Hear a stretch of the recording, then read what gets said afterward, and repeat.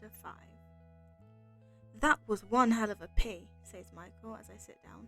He's still here. Part of me was hoping that he wouldn't be. You sound impressed, I say. I am, actually.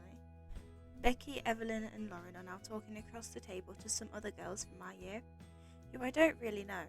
Lucas smiles briefly at me. Rita's laughing and smiling, mainly at Lauren. So you're not straight, I ask. He blinks. Wow. That is quite a big deal to you guys. It's not a big deal. I don't really care at all. Michael sighs. Everyone's attractive, to be honest. Even if it's just something small, like some people have really beautiful hands. I don't know. I'm a little bit in love with everyone I meet. So, bisexual? Nick's bisexual, but he doesn't fancy everyone he meets. He's a bit of Charlie obsessed, to be honest. Michael smiles and leans forward. You love all these words, don't you? Gay, bisexual, pansexual. No, I interrupt.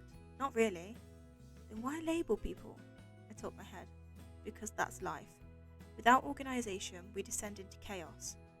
Staring amusedly, he stretches his back again into the chair. I can't believe I just used the word descend. Well, if you care so much, what are you? He asks. What? What's your sexuality? Straight. And what does that mean for you, Tory Spring? Have you fancied many boys in your time? I actually haven't. Ever. Presumably, this is because I have a very low opinion of most people. I look down. I guess I'll just go with straight until proven otherwise. Michael's eyes twinkle, but he doesn't comment. Are you going to remember what you came to tell me? I ask. He strokes his sharply parted hair. Maybe. Maybe tomorrow. We'll see. Soon after that, everyone declares that they're leaving and I accidentally spent the £16, so Lucas insists on giving me the extra pound, which I guess is pretty nice of him. Once we're all standing outside the restaurant, he starts chatting earnestly with Evelyn. Most of the people here are heading to Lauren's house for a big sleepover thing or whatever. They're all going to get drunk and stuff, even though it's Tuesday. Becky explains that she didn't invite me because she knew I definitely wouldn't want to come. It's funny, because it's true. And Ben Hope overhears and gives me this kind of pitying look. Becky smiles at him, the pair momentarily united in feeling sorry for me. I decided that I'm going to walk home. Michael decides that he's coming with me, and I don't really know how to stop him, so I guess this is happening. We have been moving in silence through the whole high street. It's all Victorian and brown, and the cobblestone road is sort of curved like we're in the bottom of a trench. A man in a suit hurries past, and he's asking someone on the phone, "Do you feel anything yet?" I ask Michael why he's walking home with me. Because I live this way. The world does not revolve around you, Victoria Spring. He's being sarcastic, but I still kind of feel put out. Victoria. I shudder. Huh? Please don't call me Victoria. Why is that? It makes me think of Queen Victoria, the one who wore all black her whole life because her husband died, and Victoria Spring sounds like a brand of bottled water. Wind is picking up around us. I don't like my name either, he says. I instantly think of all the people I disliked named Michael. Michael Bublé, Michael McIntyre, Michael Jackson. Michael means who resembles God, he says. And I think if God could choose to resemble any human being. He stops, then, right in the street, looking at me, just looking through the lenses of his glasses, through the blue and green, through depths of expanses, bleeding 1 billion incomprehensible thoughts. He wouldn't choose me. We continue to walk. Imagine if I had been given some biblical name like Abigail, or Charity, or, I don't know, Eve for God's sake. I'm not exactly a believer, and it probably means that I'm going to hell, if that even exists, which, let's be honest, it probably doesn't. That doesn't bother me very much, because whatever happens in hell can't be much worse than what's happened here. I realised that I'm freezing. I'd forgotten it was the middle of winter and raining, and all I've got is this shirt and jumper and thin jeans. I regret not calling Mum. but I hate bothering her because she always does this sighing thing, where she's like, no, it's perfectly fine, I'm not bothered. But I can tell that she is most definitely bothered. Silence, and a faint smell of Indian takeaway continue all the way up the high street, and then we take a right on the main town road where the 3-story houses are. My house is one of them. I stop when I get to my house. It's darker than the others because the street lamps closest to it is not working. This is where I live, I say, and start to walk off. Wait, he says. I turn back round. Can I ask you something? I cannot resist a sarcastic comment. You just did. But please continue. Can we really not be friends? He sounds like an 8-year-old girl trying to win back his best friend after he accidentally insulted her. New school shoes and got himself invited from her birthday party. He's wearing only a t-shirt and jeans too. How are you not freezing? I say. Please, Tori. Why don't you want to be friends with me? It's like he's desperate.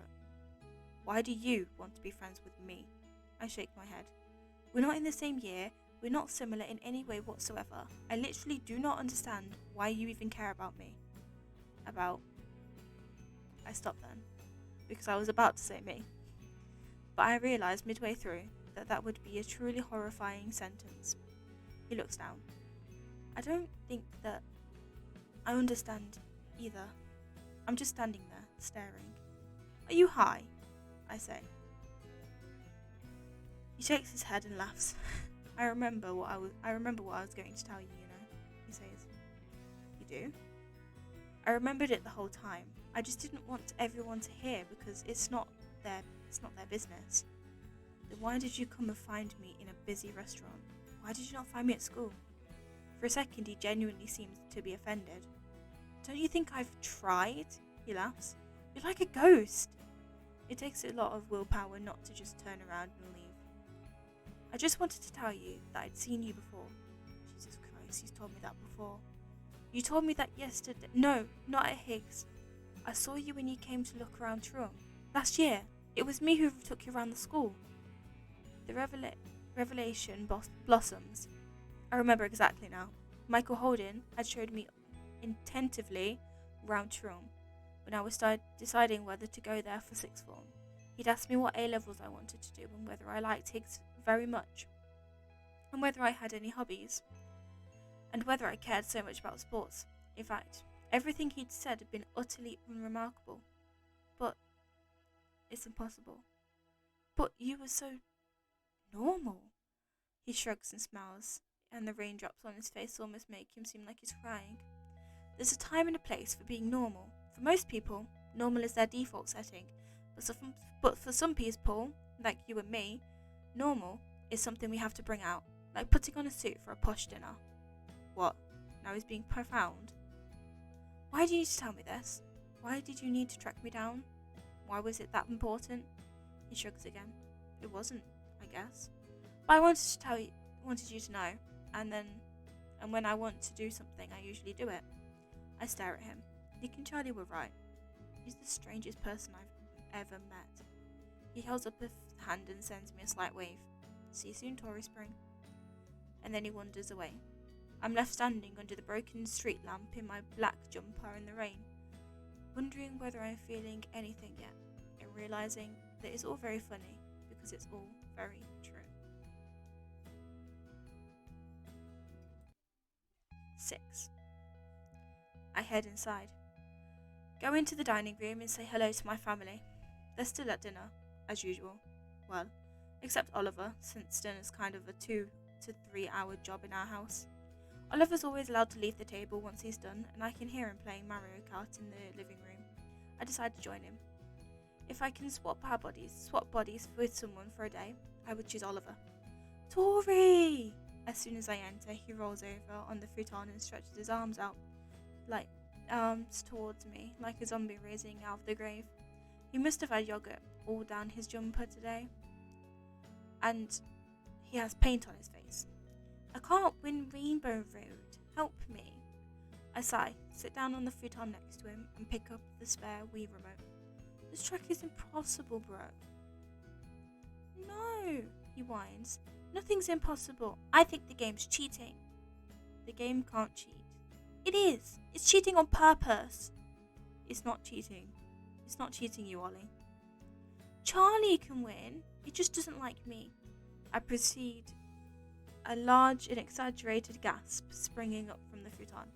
Are you suggesting that Charlie is better at Mario Kart than moi?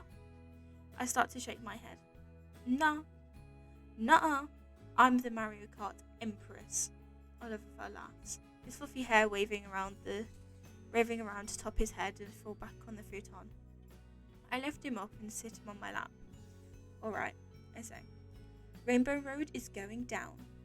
I don't keep track of how long we've been playing for, but it must have been quite a while because when Mum comes in, she's pretty irritated, and that's extreme for her. She's a very emotionless person, Tori, says Mum. Oliver should have been in bed an hour ago. Oliver doesn't seem to hear her. I glance up from the race. That's not really my job, I say.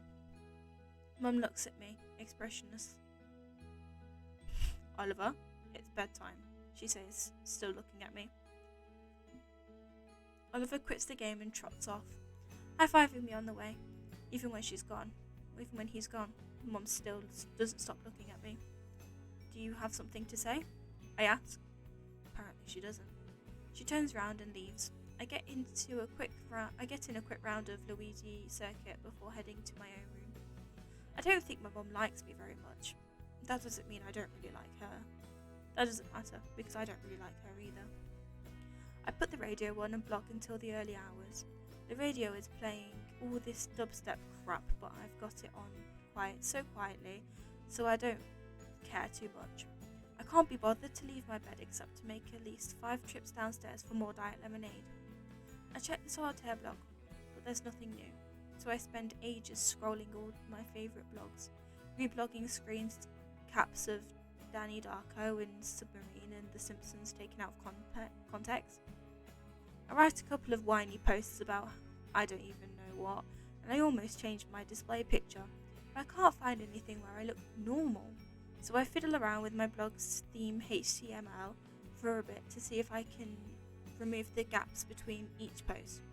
I stalk Michael's Facebook, but he seems to use it less than I do. I watched a bit of QI, but I don't really find it interesting or funny anymore, so instead I watched Little Miss Sunshine, which I didn't finish yesterday. Never seem to be able to finish watching a film on the same day I start because I can't bear the thought of the film ending. After a while I put my laptop by my side and lie down. I think about all the people who were at the restaurant, who are probably now pissed and getting off with each other on Lauren's parents' sofa.